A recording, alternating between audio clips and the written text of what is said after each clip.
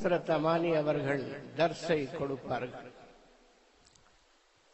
ஒரு தடவை ஒரு மாணவர் மிக சாதாரணமாக ஹஸ்ரத் இடத்திலே கூறுகிறார், என்ன ஹஸ்ரத் உங்க ஊரில் தமிழ் சரியா பேசுறது இல்லையே அப்படி என்று. ஹஸ்ரத்துடைய ஊர் தாங்களுக்கு எல்லோரும் தெரியும், பள்ளிக்கொண்டா, வேலூர், வட ஆற்காடு மாவட்டம். நம்முடைய வட ஆற்காடு மாவட்டத்துக்கு ஒரு மிக சிறந்த ஒரு சிறப்பு என்னவென்றால், தமிழும் சரியாக பேச வராது, உருதுவும் சரியாக பேச வராது, இரண்டும் ஒரே மாதிரியான பேச்சு. அதே மாதிரி அந்த மாணவர் கேட்டார்,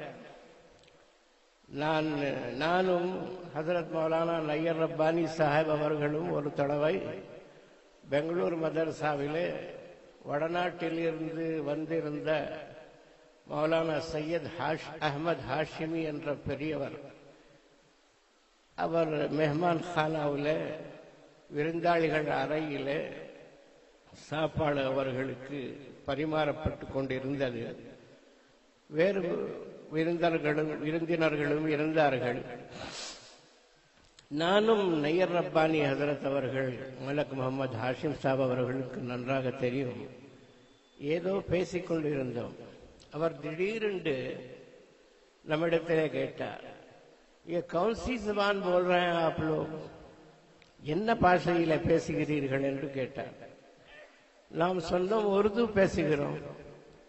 ये उर्दू है, ये उर्दू है, मेरी समझ में तो एक लफ्ज भी नहीं आया, ஒரு வார்த்தையும் எனக்கு புரியவில்லையே, நீங்கள் உருது என்று சொல்லுகிறீர்களே என்று சொன்னார்கள். நம்முடைய நிலைமை அப்படித்தான். இது ஒரு ஷிகாயத்தாக சொல்லவில்லை, ஹிகாயத் செய்கிறேன், உண்மை நிலையை சொல்லுகிறேன். அப்பொழுது அந்த மாணவர் சொன்னார், என்ன ஹசரத் உங்க ஊரில் தமிழ் சரியா பேச மாட்டேங்கிறீங்க, ஏன்பா? மிக சாதாரணமாக கேட்டார்கள். அது என்ன விஷயம், என்ன சொல்ற? இல்ல அது இஸ்துக்கிட்டு போறாங்க அப்படின்னு பேசுறாங்க. என்னப்பா அது இஸ்துக்கிட்டு போறாங்கன்னா என்ன அர்த்தம்?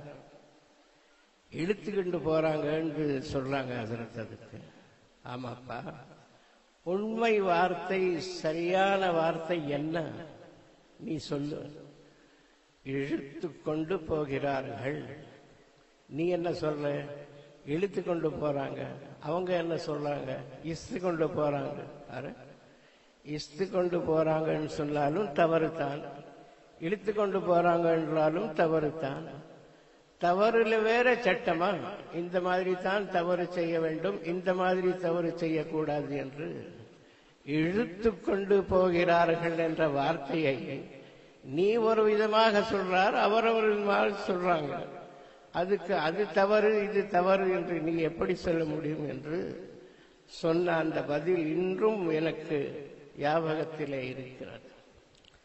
பெரியார்களே, நான் வராடுகாட்டில் பிறந்து வளர்ந்து இருந்தும் கூட நான் சொன்ன மாதிரி அந்த வடார்காடு மாவட்டம் இருக்கிறது, தமிழ்நாட்டிலே ஒரு உருது நாடு என்று சொல்லலாம்.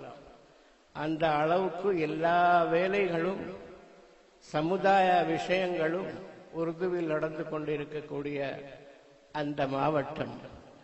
ஆனால் அதில் உருதுவும் சரியாக வராது, தமிழும் சரியாக வராது.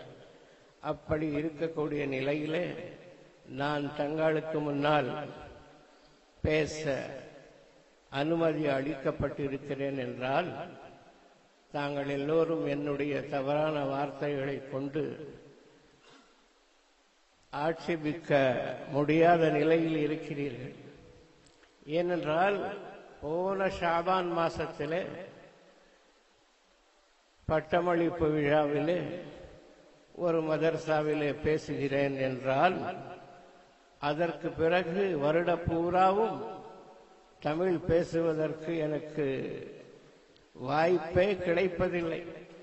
இந்த ஷாபான் மாசம் வரும் பொழுது லால்பேட்டையில் இருந்தோ, திருச்சினாப்பள்ளியில் இருந்தோ, ஈரோட்டில் இருந்தோ அழைப்பு வந்து நான் போகும் சமயத்திலே அதே ஆரம்ப நிலைத்தான்.